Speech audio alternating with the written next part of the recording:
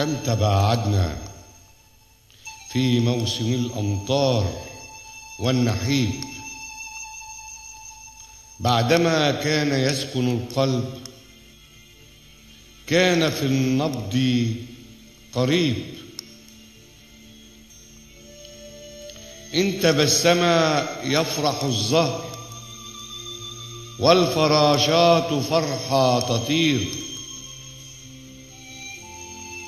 وإن تنفس أنفاسه تملأ الدنيا عبير.